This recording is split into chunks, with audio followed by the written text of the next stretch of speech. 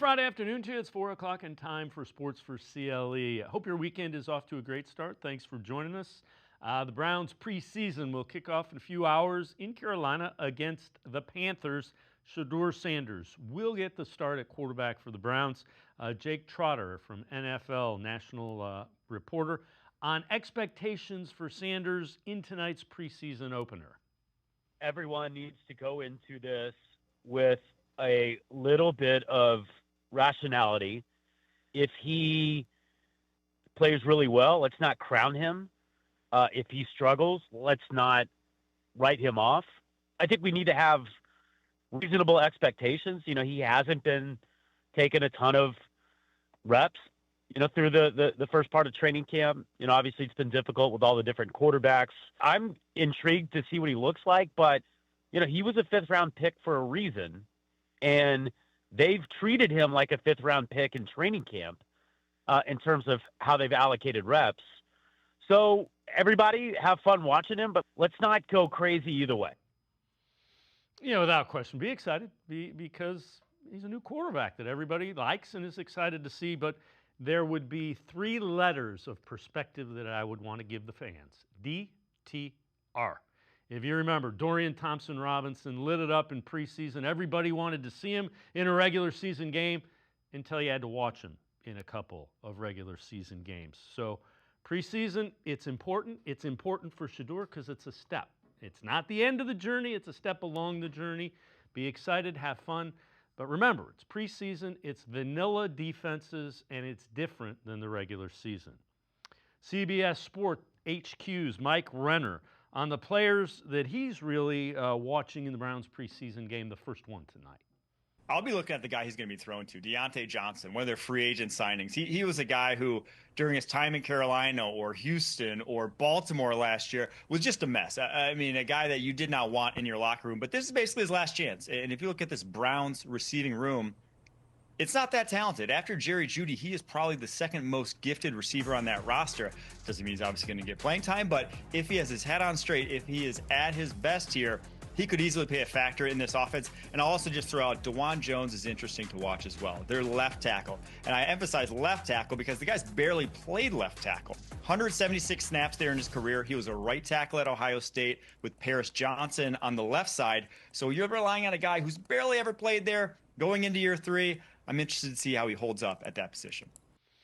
Yeah, I would agree. And again, if DeJuan Jones, keep in mind, DeJuan Jones has been injured. He hadn't finished each of the first two seasons, so that limits your snaps. If you can't play left tackle, you can't play right tackle if you're injured. But Deontay Johnson is an intriguing guy. We heard from him yesterday with Diana Rossini, and he sounded like a guy you wanted to get that chance. He's got to take advantage of it. He has the skill set, and the Browns have a need for his skill set. If DeJuan Jones can be a left tackle, it answers a huge question mark that they have to figure out in addition to that quarterback. Charles McDonald, what he's watching with the Browns defense, this from Yahoo Sports. Defensive line is what I'm interested to see here. Obviously, Myles Garrett's here. They drafted Mason Graham with a top 5 pick this year after trading out from 2. Even getting like Malik Collins to come in and play next to him, I think is a solid little signing because they probably need another veteran body inside. And just to, sometimes it's helpful when you have young guys like Mason Graham and Mike Hall, who's gotten off to a pretty rough start in his career, just to have someone who's been there and done that. And I think even Malik Collins, just from an ability to penetrate standpoint, it makes sense with what like Jim Schwartz has kind of liked over the course of his career. So the defensive line, I think it's pretty interesting because I'm interested to see like how stout they are against the run. But man, like they really should be able to get upfield. And even going back to Schlesinger playing linebacker behind them, there's a lot of opportunities for them to make plays on the ball just because they'll be able to get to spots faster than a lot of other defenses. Now it's just more like how stout are you going to be when things are coming right at you? Schlesinger and potentially Devin Bush starting next to him. It's not the biggest group of linebackers. Mason Graham, Malik Collins, not the biggest group of defensive tackles. So I'm interested to see how that one turns out. Well, relative to Collins and Mason Graham not being big, they're wrestlers. They know leverage. So we'll see. The thing that I would say is the Browns expect this defensive line group to be deep. We've heard Jim Schwartz say that. a deep defensive line group, if they're as deep as they think, they should, the second and third guys should come in and be effective. That's if this line is as good as we think it is, I'm paying attention to how much, the second and third teamers can be effective and be disruptive to Carolina's offense. That's one thing to keep an eye on tonight. The Browns definitely on defense suffered a setback when MJ Emerson tore his Achilles. Defense coordinator Jim Schwartz talked about that and where the unit will look to replace Emerson. Martin means a lot to us, and I thought he was really primed for a comeback year. He was in great shape. He was hungry. His attitude was great, and unfortunately, he had the injury. We have a veteran like Greg Newsome that's played inside and outside, but we put a little bit more on Greg. But Greg's been playing a lot of football for us, so it's really just going to open up a lot more for nickel competition, for the third outside corner competition. We have two veteran players for us. One veteran meaning young vets, Cam and Miles. And they're really just working through, just like everybody else, just being consistent, being physical, and playing with great effort. And somebody's going to end up taking that job, and it's going to be based on the body of work from training camp and preseason and all those other things. But we play a lot of DBs, so we'll need all those guys as we go. And again, it's something else to pay attention to. There is a job up for grabs. Jim Schwartz just told you, so pay attention to the cornerbacks. Cam is Cam Mitchell, and Miles is Miles Harden, the guys that he referred to. Plenty of Browns talk coming up. John Macri from PFF, as well as Pete Smith from the Orange and Brown Report, will join us in a few minutes. Let's turn our attention to the Guardians. Open up a 3-game series against the White Sox in Chicago tonight. They begin the day, game and a half behind the Yankees for that final wild card spot, third and final one in the AL, tied with the Rangers. Take a look. They need to get on a roll or continue the roll they have been on. These are their next 4 series, and Marlins are playing okay, but 3 of the 4 are among the worst teams in baseball. White Sox, Braves, and Diamondbacks just have not played well. They need to make some hay and build up and try to get that third spot, maybe even build up a little bit of a lead in that third wild card spot, because following that becomes this. And these are all teams that are fighting for the wild card spot or division. You got the Rangers, Rays, Mariners, Red Sox, and again, another job with the Rays. So that stretch right there will likely determine if the Guardians are in the playoffs or do they fall out of contention as they get towards the middle of September with those series. Tonight, it's Tanner Bybee going for the Guardians. He'll face former Indian pitcher Aaron Savali. 7:40 is first pitch in Chicago. We're going to step aside, take a quick timeout. Pete Smith from the Orange and Brown Report is up first. We're talking Browns. We're talking the first preseason game with the Panthers when Sports4CLE continues. Stay with us. You got so much to do, it's got you feeling blue. Put a little flag in your day, 'cause it's fun all over the state. So come on, great games wait for you and me. The Ohio Lottery. Put a little flag in your day. Put a little flag in your day.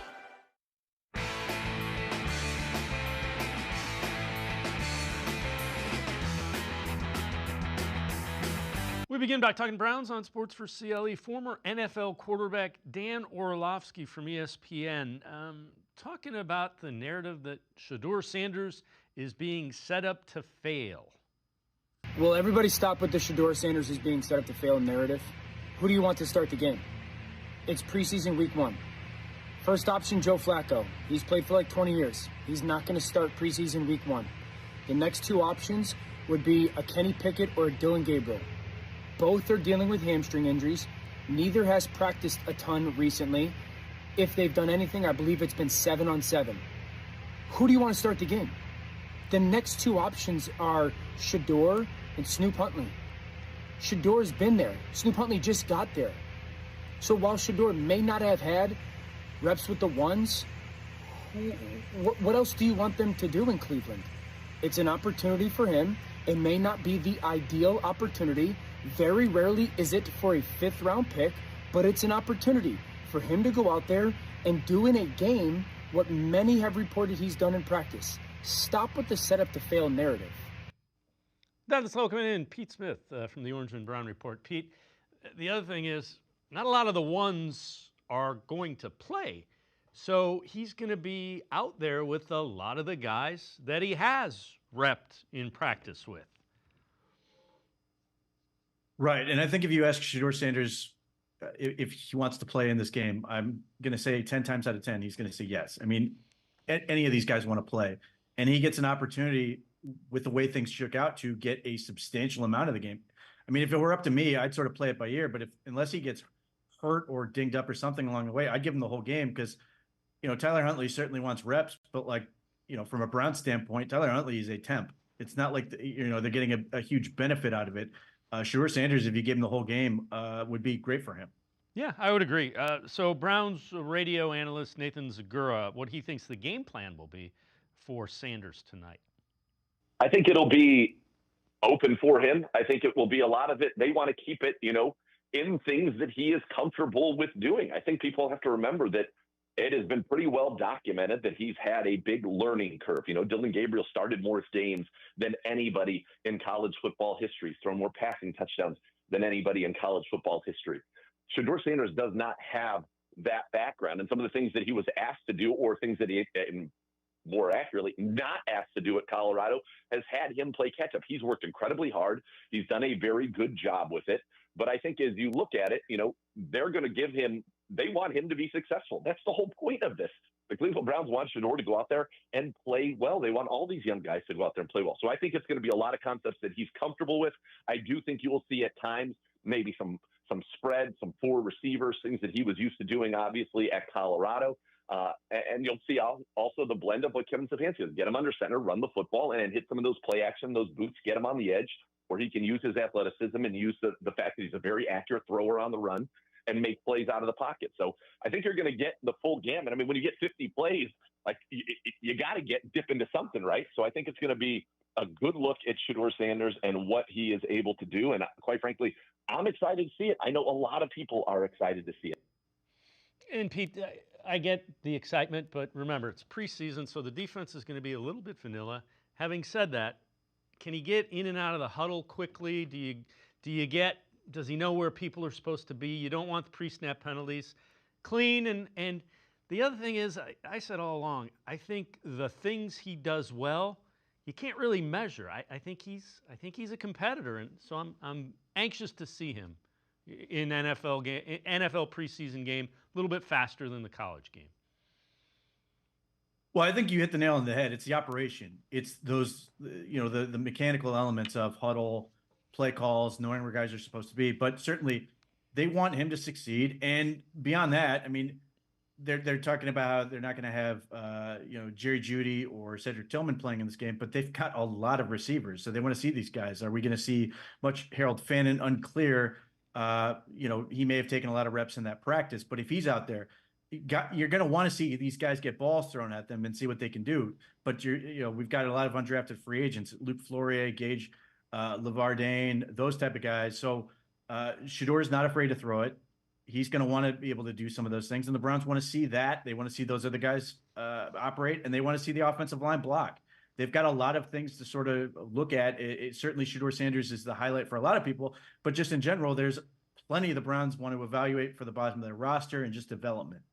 The other thing that I would think, I think you probably want to see him play at least into the third quarter, because I'm curious, and it wouldn't be the same thing as a regular season game. You want to see, okay, the defense is doing this, let's make this adjustment. You want to see how he handles adjustments that you might be able to do at halftime. Yeah, I mean, there's a part of that. There's also just the getting in and out of halftime and that whole process and that element of just doing those things you haven't done in the NFL level. How do you come out of the third quarter if you coming out the sort of the last 2 minutes of the first half, the first 2 minutes of the second half? How does that operation look? There's a lot of those little things that they want to see. How do you respond on the road? All those little elements. But yeah, he's going to get a lot thrown at him. I mean, not in terms of huge defensive concepts, but just the stuff that he hasn't done because he's never been in the NFL like any of these other rookies. So how does he respond? What does that look like? So the other thing that we found out recently is out of Florida, Quinshon Judkins has waived his right to speedy trial. Means like the trial legally in the court systems likely won't happen before January. NFL has shown they kind of operate independently of the legal system relative to their investigations. And it also means Judkins can still get suspended for a chunk of games before the legal system plays out. What do you make of all of that? So there's a lot of ways this could go. First, the NFL could just wait. I mean, different situation with Rashee Rice, but Rashee Rice's situation with his traffic stuff, they waited, until it was resolved, and it ended up taking until the next year, and he played that whole season. So there's a world where the Browns could sign Quinshon Judkins. He could play right now, and then eventually he's going to get suspended or not, depending on how this case plays out, if the trial is going to happen next January. The other option certainly would be this could all be a setup to negotiate a settlement, that this is just sort of playing, the lawyers playing their roles in terms of talking behind the scenes, all that stuff. But the other possibility, even if this were to be delayed and the NFL was not to get involved, do the Browns decide they want to sign Judkins now, or are they going to continue to wait? My instinct on that would be the Browns are probably going to want to get the deal done, only because, look, there's a holding pattern in terms of if they don't sign Quinshon Judkins theoretically for a year, he would enter back in the draft. I don't think they're going to want to do that. So if this becomes a process where the Browns are aware that this is going to play out into January, that there's no settlement or something, they may go ahead and get this deal done. But, the thing about all of this ends up with is, from the Browns standpoint, from Quinshon Judkins' standpoint, in terms of negotiating the contract and getting all their cards on the table, I think both sides want this to be sort of sorted out so they can figure that out in good faith and everybody can sort of feel good about the deal. And if Judkins can get his bonus money back in some form or fashion, that stuff. Yeah. Yep. I get that. So yesterday, Bengals played their first preseason game against the Eagles. We saw Jamar Chase play a couple series, Joe Burrows play a couple of series. You wrote an article relative to the Browns starters. Take us through that and kind of the thought behind the article you wrote for the Orange and Brown Report. I'm sorry, say that again? So the Bengals played Joe Burrow. They played Jamar Chase. You wrote an article about Brown starters and your thoughts on that. Yeah, look, I hate playing starters in preseason. And it comes down to the fact that there are 18 weeks to the season, 17 games. It's incredibly long. And I think the subjecting your starters to the potential for injury is a nightmare. And we saw this with Denzel Ward getting a concussion, and he was back and ready to go for the season and everything. But that's just unnecessary. That's just one example of it. The other part about this is, look, if you practice correctly, and it seems like the Browns are taking a better tact in terms of how they're practicing, you're going to get your players ready. They are using joint practices, which I think is also very good. Joint practices, there is far less in terms of video and everything. So teams are going to throw their best at each other. You're going to get a better feel for where you really sort of operate. You're not going to get a real feel from, playing a series or two with your starters after going through the whole warm-up process. It's just a whole lot of unnecessary risk. And the team I look toward on this is the Los Angeles Rams. Sean McVay has gotten really good at preparing his guys, even when they turned over their roster and had all kinds of undrafted free agents and everybody in camp. They still didn't play their starters, and yet no one ever questions whether the Rams are ready to go. Meanwhile, last year, the Browns weren't going to be ready if they had 7 preseason games. They just were not physically ready, and that had everything to do with how they practiced. And I think that's what this comes down to. I'm not, if teams want to put their guys out there, that's fine. Hollywood Brown for the Chiefs last year catches one ball in the preseason, injures his shoulder, misses 15 games. If that's how they want to operate, that's fine. I just think for the Browns, it's a waste of time. And just specifically for the quarterbacks, let's say they were all healthy. Joe Flacco has no business seeing the field. He's played, since the last century. And Kenny Pickett famously had a 158.3 quarterback rating for the Pittsburgh Steelers in preseason, and then was bad enough to be traded. So there's a limited value in terms of what you can get out of it. And we overanalyze everything. So it's just one of those things. Focus on youth, focus on the development. And particularly for the Browns this year, they've got plenty of guys to enjoy and from that standpoint, whether it's the rookie quarterbacks or some of these younger players that everybody wants to see anyway. Just lean into it. All right, let's head to the voicemail of Truth and Reason. Hey, guys. The second key for me after the quarterback play is the performance of the O-line, which will clearly affect our quarterback for better or worse, but the team as well. Stefanski's improved offensive scheme from a couple years ago is an important development, but how healthy can this veteran group stay for the year? Can they minimize the penalties, create holes big enough that we could even run through them, and can they keep the quarterback's jersey somewhat clean? Can we see complementary football there by keeping this defense off the field and keeping them fresh? If so, look out. The O-line is what I'm watching this year above all else. Let's go Browns. As always, appreciate all the voicemails. Pete, I think that's huge. If the O-line stays healthy, I think they can run the football a little bit, and that will help whomever is at quarterback. Right, and between the hiring of Mike Bloomgren, who is his roots are at Stanford of all places, which is a group that is not afraid to put 6 linemen on the field and just run it down your throat. He's a big part of it, and then their approach to training camp and the more physical approach, which it seems like, at least so far, has been effective for them. But there's no doubt that they need to be better up front in terms of the penalties. I think a cleaner play calling operation will make a big difference. Getting in and out of the huddle, getting them up to the line of scrimmage, getting the quarterback in a position where he can move guys around, not be racing the clock, which I think was something the Browns were doing way too often last year. Create situations where you can get false starts or illegal formation penalties or those types of things, because you're trying to go so fast and rushing that guys aren't set or aren't really prepared to take the cadence and all that stuff. And you're not putting your guys in the best position. If there's a play where the quarterback should be checking to something else and he just doesn't have time because you're racing the clock, you are now potentially running plays into the teeth of the defense, which is putting you at a huge disadvantage. So I think those are all important, as well as the change in the offensive philosophy. Getting back to Kevin Stefanski's sort of roots, I think will be good for this group. Certainly you heard at the end of the year last year where Jack Conklin just came out and said it. We want to run, stuff we were running before. We felt like we were better at it.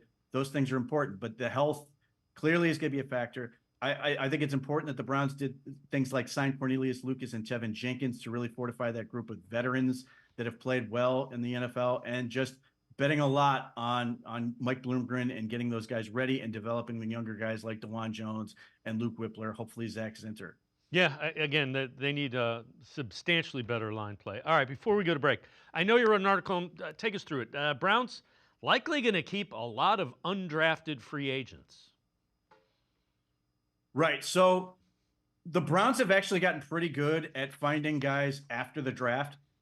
In the 2 prime examples heading into this year are Ronnie Hickman and Mahmoud Diabate, who are both entering their 3rd year. Hickman's, and Diabate may end up starting for this team and fighting for a contract extension. But over the last couple of years, the Browns have gotten pretty good at finding guys that they're at least interested in keeping on the roster. The guy who I think is my overall favorite for that is Aiden Huntington, the edge out of Tulane, who I think is just a Jim Schwartz guy, athletic freak. He has the same level of explosiveness as Myles Garrett athletically, which is just incredible. They've got an offensive lineman who I like in Lorenzo Thompson, who's a 2nd-year player out of Rhode Island, who could be really interesting, and it's been getting 2nd-team reps at left guard. The wide receiver position isn't a great situation, and that's part of the reason they may keep some of these guys, is because they don't have enough, but they've got like 4 of these undrafted free agents they're going to evaluate. Corner, with the injury to Martin Emerson, I think that really opens up opportunities. I think Lamarian James is somebody they like, who's sort of in that Mike Hilton role of very physical, strong, undersized corner who gets after people. And then they've got more safeties. This is the thing that the Browns have gotten really good at. Ronnie Hickman, DeAnthony Bell before They seem to really like this Christopher Edmonds kid who's in his second year. And then they signed Donovan McMillan out of Pitt, who has all the athletic traits. And they're really betting on their safeties coach, Ephraim Banda, who's done a really good job since he's been here. It seems like they're leaning into that as part of their overall draft strategy. So in the end, between the 7 rookies they drafted and then up to, 6 or 7 undrafted free agents, they may not keep all of them, but that could be, as much as a quarter of the roster that is their way of getting younger and trying to get guys with more potential, as opposed to I'll use safety as an example. They've got veterans that they've signed sort of as stopgap measures. If it's close enough or, these guys just outplay them, they're going to move on from the veterans and keep these guys that people may not have heard of, but they're going to. Pete Smith from the Orange and Brown Report. Now I'm going to step aside, take a quick timeout. Other side of the break, we'll head right back to the voicemail of Truth and Reason. Sports4CLE, I'll be right back. Stay with us. Come back to go forward. Back to learning new things. Back to pursuing your dreams. Tri-C has flexible learning options to fit your life. And every year, more than 1,000 local companies provide Tri-C students with real-world learning. The right education can boost your lifetime earning power by hundreds of thousands of dollars. Start now with a college education you can afford. Tri-C, where futures begin.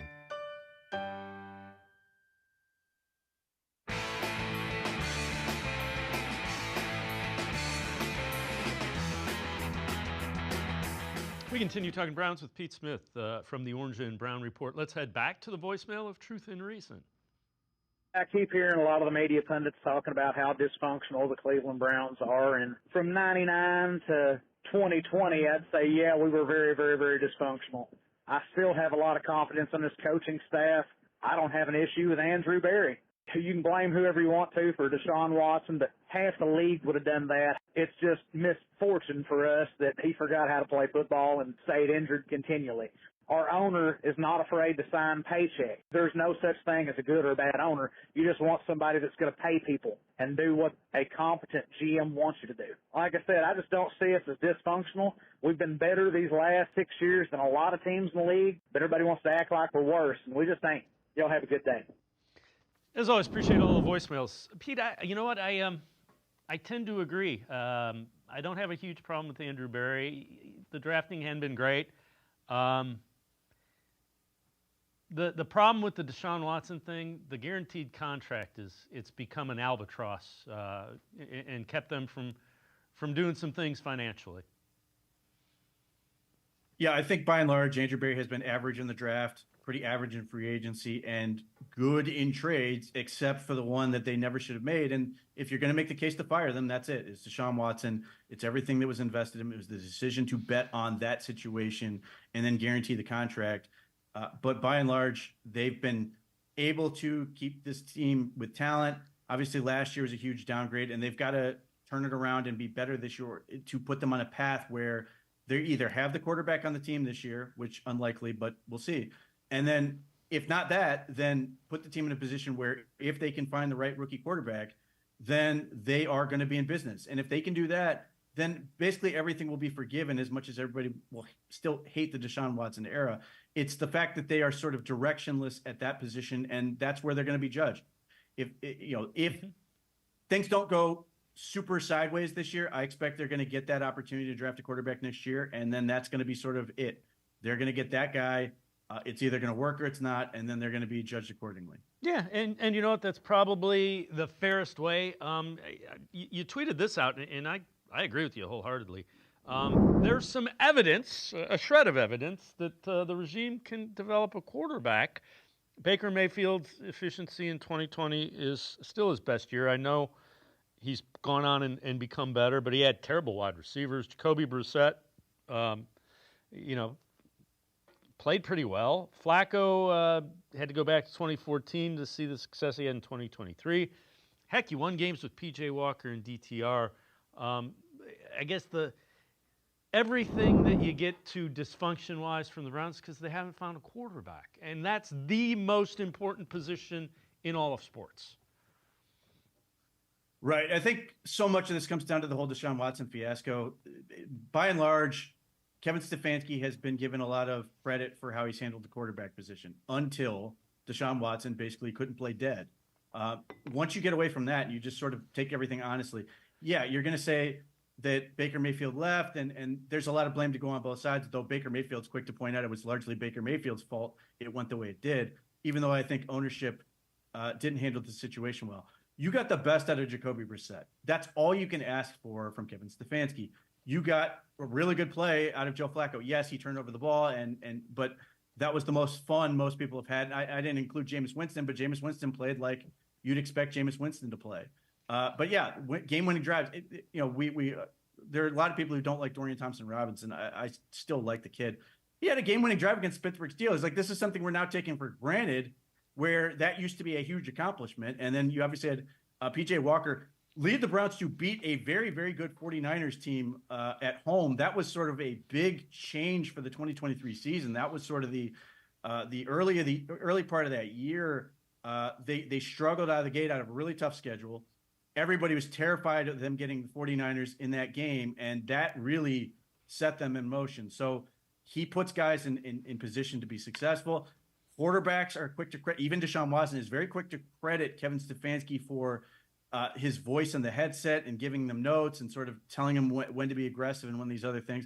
So I don't ever worry necessarily about Kevin Stefanski in terms of his ability to coach and develop quarterbacks. I can go back to his time in Minnesota with Case Keenum and Kirk Cousins. And Kirk Cousins has one playoff win.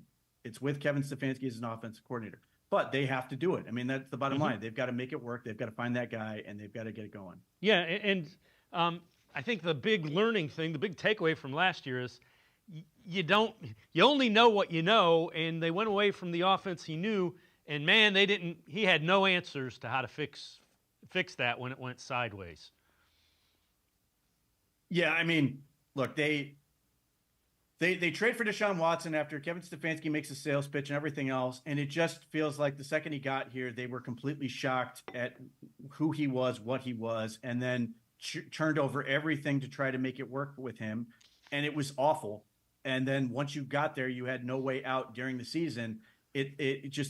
I've said this before. I think Deshaun Watson is the biggest energy vampire in sports. He sucked the life out of everything around him, teammates, fan base, coaching staff, and I think that was evident. I believe, we'll see if I'm right, that just not having that on the field will be a net positive for the Browns this year. Yeah, I'm curious to see that as well.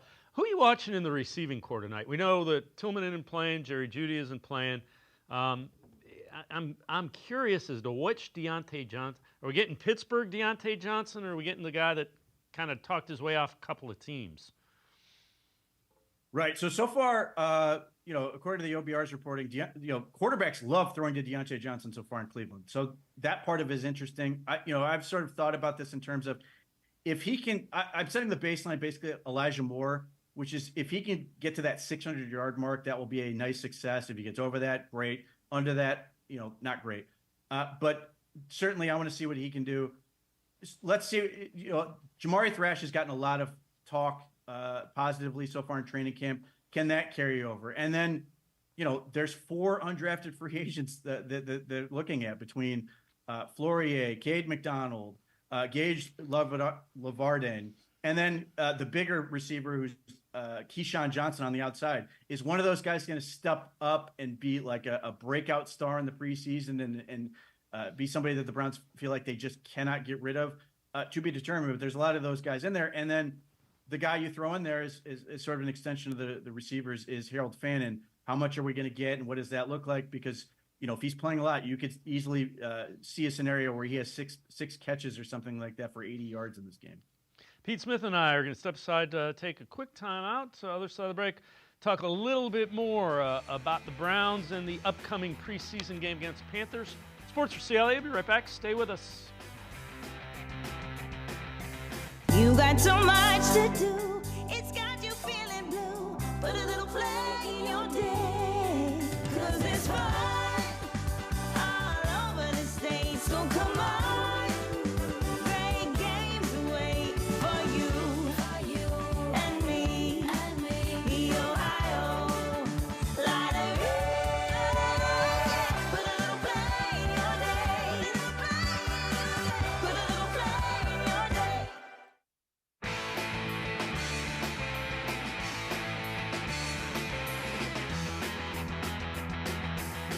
We continue talking Browns with Pete Smith from the Orange and Brown Report. Pete, one of the groups that I think is really deep is the defensive line.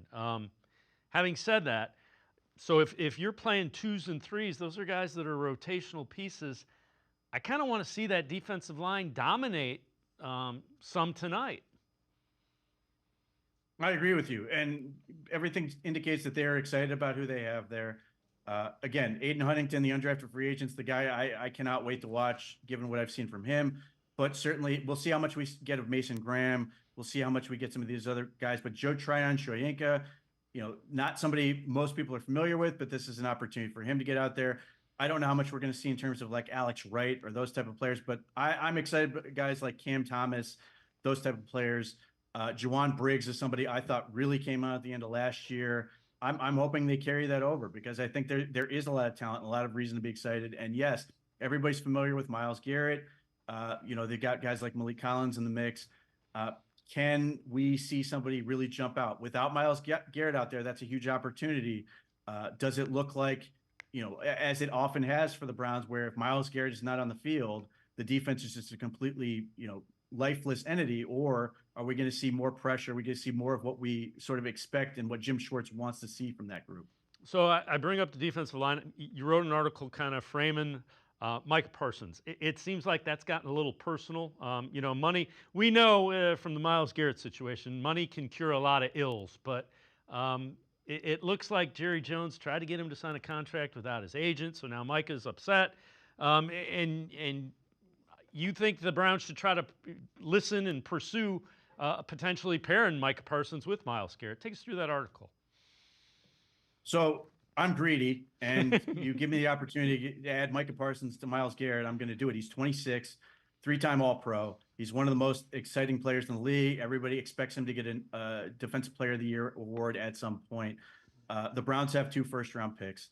They could theoretically send one of them and a player like Isaiah McGuire and piece together picks if this is obviously a huge if it gets to a point where the Dallas Cowboys are so fed up with this situation, or they just decide it's never going to happen, that they want to move on, the Browns make sense because it's the opposite conference. The only way they'd see each other is in the Super Bowl. Those are always important elements. And the Browns have stuff that the Cowboys would want. That all becomes valuable.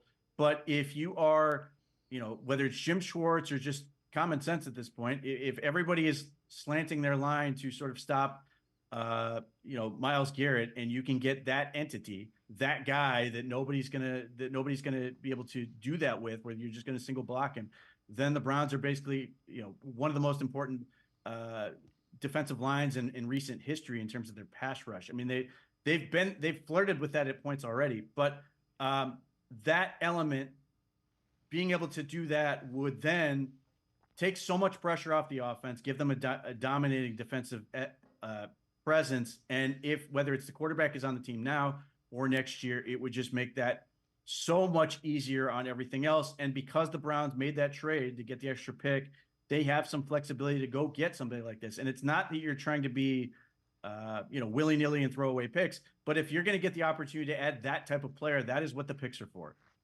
So, thing that happened, Martin Emerson, injured for the season. He's the guy that was kind of big and physical. Does that make the Browns a little bit susceptible to big physical wide receivers? We're going to see Ted McMillan a little bit, who I think was his 8th overall pick by the Panthers. Jamar Chase comes to mind. Does Emerson's injury kind of make that big physical guy a problem for the Browns? It has the possibility to do that. Obviously, Martin Emerson was a huge piece for them, given that they kept dealing with T. Higgins. The Steelers just added DK Metcalf. So that's 4 games right there, and they liked having that big physical body. Now, in the past, Greg Newsome, as a rookie, did a really good job against the Cincinnati Bengals and T. Higgins. He also got absolutely brutalized at one point by Cortland Sutton and the Denver Broncos. But then again, the Broncos and Cortland Sutton did that to them last year, even with Martin Emerson. So the Browns could theoretically try to go get another big body. Rasul Douglas is still out there. He would qualify. The Browns have always been sort of looking for guys like Martin Emerson. They messed around with a guy named Khalif Halasi The last 2 years, similar build. Not only is it a press corner with not great top end speed, but supreme agility. They've got another kid who sort of fits in that mold right now, in Dom Jones. But if like Halasi is sitting in Minnesota right now, I could see a world where if the Browns really want that presence, and I think they do, they may go find somebody. If it's not Dom Jones, if it's not Cleve Halasi, they're going to want somebody to do that. Chigozie Anuzium apparently got reps with the ones, and he's another guy who's big, former undrafted free agent out of Colorado State, who has all the physical measurables you want at that position, just needs more time to put it together. But he's an interesting prospect that apparently got run with the ones recently. So I'm curious to see if that can go anywhere. So you mentioned Greg Newsome, and I kind of set up MJ Emerson with that. You wrote an article. There's an opportunity there for Greg, right? With Emerson's injury, he's in a contract year. Emerson would have been in a contract year. Yeah, coming into the year, I couldn't help but think that there was one contract extension for those two guys, and one of them was going to, they were going to basically fight it out. Emerson coming off a bad year for him. Greg Newsome has, I wouldn't say he's been unsatisfied, but he's made it known that he'd prefer to be an outside corner, and one, because he thinks that's a better fit for him, and two, because he's not stupid. He knows that's where the money is. But in 2021, the Browns draft Greg Newsome, and everybody's sitting there looking at that pairing at that year, including that Bengals game where they dominated. And we all thought that Denzel Ward and Greg Newsome was going to be the future of the corner position. Martin Emerson gets added the next year, and suddenly they have this new dynamic, and they've been sort of rolling with it. But now Greg Newsome is going to be back outside. This is the place he wanted to play. Obviously not in these circumstances, with Emerson being an injury and a guy who's a really good friend of his. But this is what he's always wanted. He wanted to be outside. He's now got the ability to do it. If he plays really well, the Browns are not going to hesitate and give him a contract extension. He can realize all the potential that he's had since he got drafted. He has every measurable you could possibly want at that position in terms of length, athleticism, tremendous man cover skills coming out of Northwestern. So it's all there for him. And he has every incentive to do it because of the money, because he will get the security he wants in terms of knowing where his future is going to be. So it's all there for him to be prove that he's that guy opposite Denzel Ward. And on some level, it makes things a little bit easier. Martin Emerson is an excellent press corner. He's not a guy who's an excellent man cover guy who can just run with anybody. Smaller, speedy receivers are going to give him problems. Greg Newsome has a little bit more length than Denzel Ward does, and he has all the elite athleticism. So they can play man coverage and just let those guys run around with receivers all day in that sense. And then if that works, that gets back to a pure man scheme that they may prefer in the end, just for simplicity's sake, as it takes a little bit of pressure off the safeties and allows them to do some more things. What are some areas of this is there an area of this defense that concerns you, or do you think it's going to be really good and that's it? I just want to see the secondary prove it. I just want to see Denzel Ward is a great corner. Grant Delpit is an extremely talented safety. Ronnie Hickman has some shoes to fill. But whether it's Ronnie Hickman trying to prove it, it's Grant Delpit playing a full season of great football. If it's Denzel Ward being consistent throughout the year and staying healthy, now it's Greg Newsome proving that he can be that guy opposite. And then whether it's if it's Cameron Mitchell, if it's Miles Harden, if it's Lamarian James, somebody steps up to the slot. I'm confident the Browns' defensive line is going to be great. Myles Garrett is always Myles Garrett, and I think the linebacker play is going to be good. So if the secondary can be every bit they've invested, 2 first-round picks, a second-round pick, and then you've got a couple other guys filling in, that's where this defense can really take off. The secondary and coverage breakdowns, or just having covered too long, that's where the Browns have gotten themselves in trouble when they've had trouble. So that's always the unit I just want to see put it together for the full year. Before I let you go, when we watch the game tonight against the Panthers, things that you see would be really good, the best that you could see, and then some things that if you see that, you're concerned. Line of scrimmage and overall physicality is the thing, because the Browns emphasize that so much, rightly, in training camp. They want to be, they want to steal the Steelers' identity, being a very tough football team, keeps games close, stays in it to the end, and outlasts team, which is something the Browns had briefly in 2023. They would just outfight and outlast teams and win in the end. if that's going to be the case, they've got to win the line of scrimmage. The offensive line, which we talked about previously, huge part of that. Defensive line has to be great. Those linebackers and that stuff. Can the Browns run the ball? Can they protect? Those are the things that become super important. Kevin Stefanski, to me, you go back to 2020 when the Browns made the playoffs with guys like Jarvis Landry and that crew of receivers that wasn't overly impressive, but they still made the playoffs because they were able to run the ball. They were able to do those type of things and put the quarterback in a position to succeed. I think that becomes critical for this group. Pete Smith from the Orange and Brown Report, as always, great stuff. Thanks so much for the time and the insight. Appreciate it, Pete. Thanks for having me. Pete Smith, make sure you check him out. Really good Brown stuff. He writes for the Orange and Brown Report. We're going to step aside, take a quick time out. John Macri from Pro Football Focus straight ahead. Stay with us on Sports4CLE. Come back to go forward. Back to learning new things. Back to pursuing your dreams. Tri-C has flexible learning options to fit your life. And every year, more than 1,000 local companies provide Tri-C students with real-world learning. The right education can boost your lifetime earning power by hundreds of thousands of dollars. Start now with a college education you can afford. Tri-C, where futures begin.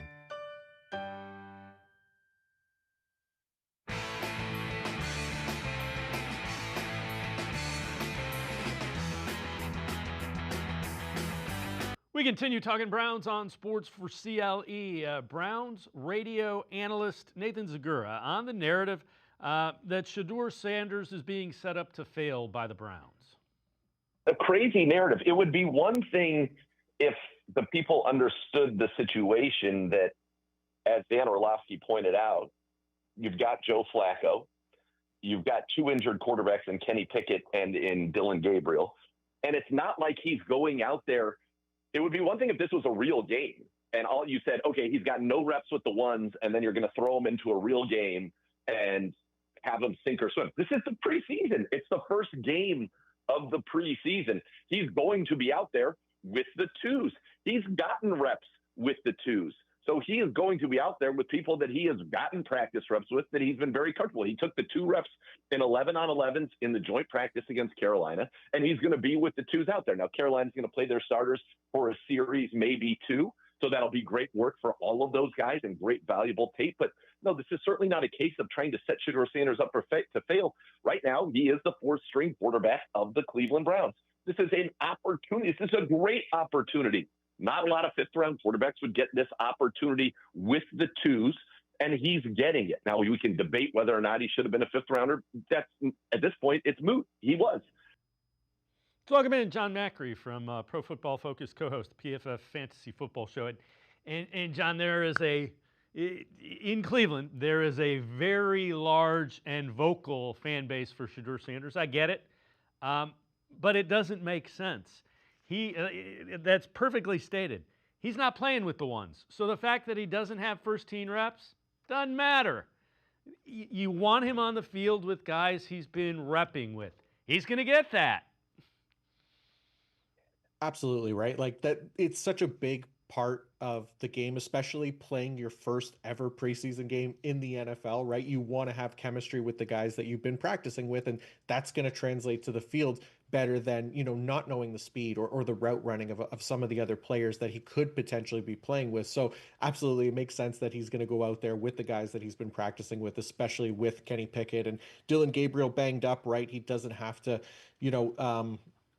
worry about looking over his shoulder for them, at least not tonight, right? So he can kind of go in there and hopefully feel comfortable. We'll see how things go, but it's going to be a really interesting first game either way. I think a lot of eyes are going to be on this one, but hopefully Sanders looks good enough to put some of the concerns to rest, right? The other thing that's kind of interesting is, and I said this throughout the draft process with him, the things that I think he excels at and is good at, you can't measure. So I expect him to go out and, the lights are on, the fans are there, the stadium's going to have people yelling and screaming against him. I think he's going to go out and I think he's going to play pretty well. The thing that we have to see, does he get the ball out? You can't have the pre-snap penalties, you can't have delay of game penalties, you can't be burning timeouts because you got to get the play in. Yeah, 100%, right? Like so much of the quarterback position is mental, right? And that is a big part for any quarterback coming in, especially a rookie quarterback in the NFL. Time to throw is one that we see be a massive contributing factor to success, avoiding sacks, things like that. So for Shedeur Sanders, just like any other rookie quarterback, those are the things that you want to see him check those boxes for you, especially knowing the kind of pressure that he's probably under to outperform his draft capital, right, as a fifth round pick to show that, people were wrong about him, right? So he's got to come in here with an extra chip on his shoulder, but also not lose sight of that kind of mental game and make any of those kinds of mistakes, like you said. So big game here tonight. I know it's just a preseason game, right? It's preseason week 1. You don't want to blow it out of proportion, but it's the first time that he's going to be playing here in the NFL, whether it's preseason or not. So a lot of eyes on him for sure. And you know what? The other thing I want to see, I want him to play into the third quarter. I want to see if they make some adjustments. All right, this is what we're seeing that Carolina's defense is doing. And it's not like it's going to be some grandiose thing, but tweak what you're doing to what you've seen the defense. So I think he plays into the third quarter, maybe half of the third quarter. It probably makes sense, right? Because I think, is Tyler Huntley playing tonight? Yeah. I'm not Yeah, 100% sure. Yep. Okay. Yeah, so that's kind of the other name, right? But I mean, look, this is the guy you want to see get the most amount of reps right now, just based on who's available to you. So I'm with you. I think that's definitely a good way to kind of look at it, is giving him opportunity here to reset between halves and see what he can do in the second half. I really like that approach. And hopefully Kevin Stefanski and company are of the same mind here, so we can get as much of Sanders as we can get. So obviously Sanders is the guy you're paying attention to in week 1. Who are some other guys that you think you want to see what they have for the Browns?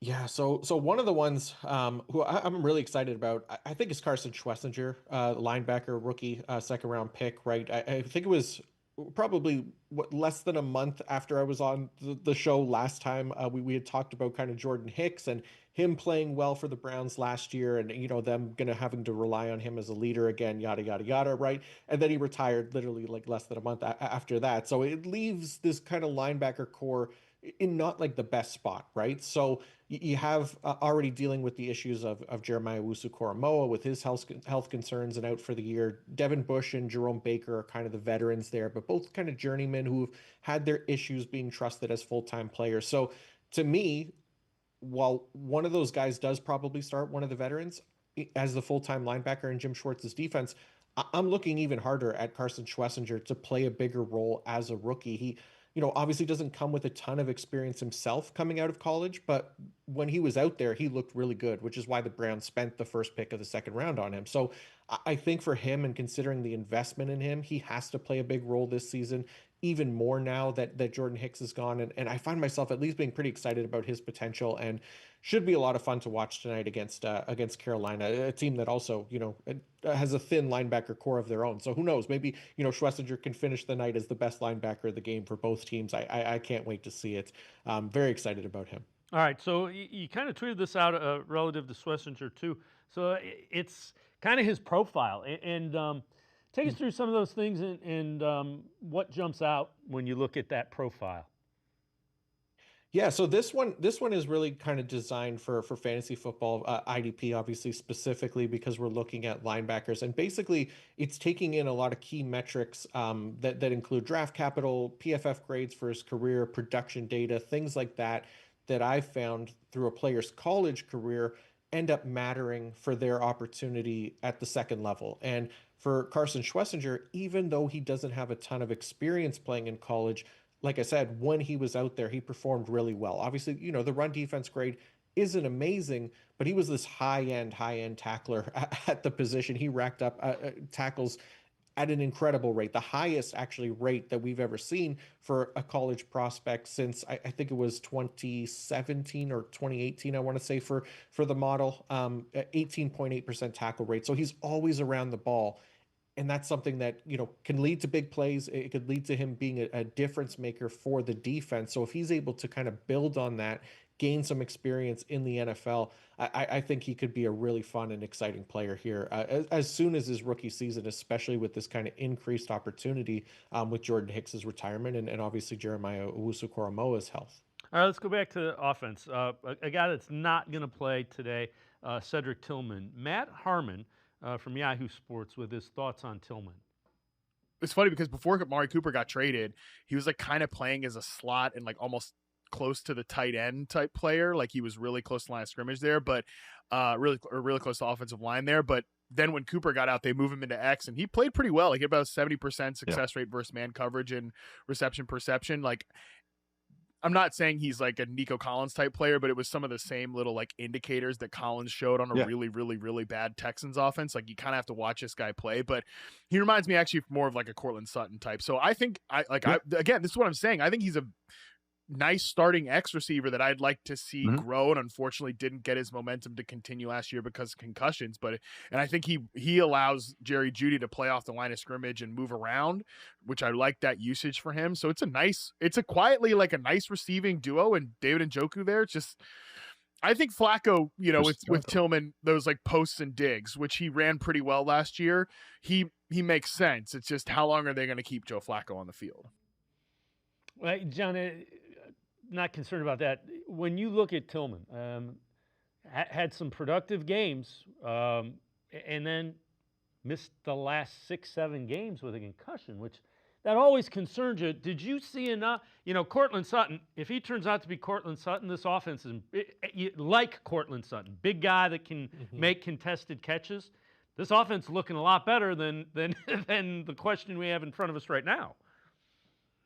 Yeah, it would be a huge leap to take, right? Because Tillman, he's definitely someone that I've been higher on and for fantasy as well this year. Like last I checked, I think I was about 12 wide receiver spots higher on him than consensus, because I think, after even it was a small sample size, right? From that week 7 until he got hurt at, around week 12. But even before that, he kind of trailed off a little bit. But he's someone that at least offers, I think, a unique skill set for the Browns, like passing attack as this kind of explosive deep threat. He led the team in deep target rate last year. He's had success there and when lined up out wide. So as a former 3rd round pick, like if he can take that kind of year 3 leap that we're often looking for from wide receivers, then all of a sudden, yeah, like you said, he becomes a significant weapon for the Browns and adds a different element to their offense. So I think he could be a lot of fun this year. I would definitely be hoping that he can take that leap. As long as he can stay healthy is going to be the key here, because I think if he would have been able to play the entire year last year, we would have been feeling even better about him. But, it's kind of betting on small sample. But I think with the opportunity in this offense, there's room for him to grow, and I think he can absolutely do it this year. Let's talk a little bit about the Browns running backs. Running back room is kind of in flux because they have no idea when Quinshon Judkins, 1, will sign his rookie contract, and 2, be available, because league there's probably some league discipline coming regardless of when his legal thing gets resolved. What do you think about the running back room? I guess it's a long way of asking you, what do you think about the running back room? Yeah, I'm going to be interested to watch them tonight as well, right? Because I think Dylan Sampson, he's going to be the guy I'm probably most interested in, because I think there's some potential there for him, and kind of considering how different of a player he is from Jerome Ford as well. Like, I think there's a little bit more versatility there with Sampson that I'd be interested to see how they utilize him, if they show us anything here in the preseason. So I think Sampson could be a guy that gets some good reps in tonight. Obviously with Judkins out, we kind of know what Jerome Ford is at this point, where with Sampson, I think there's potential here for him to be used in a few different ways, right? He's kind of the speedier, leaner option out of the backfield that actually has a pretty decent receiving profile, can be used as a mismatch against linebackers in the passing game. So I'll be really interested to see how much game action they give him tonight, and if we can get him being used as more than just kind of your average preseason running back, and if they get him involved in the passing game at all, I would be kind of excited about him. So he's going to be the one that I think is going to have to step up here with Judkins out. I think Ford can be fine if they're going to use him, maybe short yardage or goal line situations, things like that. But I think Dylan Sampson is the more unique weapon here. So he's going to be the guy that I'm most interested in right now. John Macri from Pro Football Focus, as always, great stuff. Appreciate the time and the insight. Thanks very much, John. Thank you for having me. John Macri, make sure you check him out. PFF is the co-host of the PFF Fantasy Football Show. So tonight, it's Browns-Panthers. We want you to leave your thoughts on the game, the voicemail of Truth and Reason. We'll talk about it Monday on Sports4CLE. Have a great weekend, everybody. See you Monday at 4 on Sports4CLE.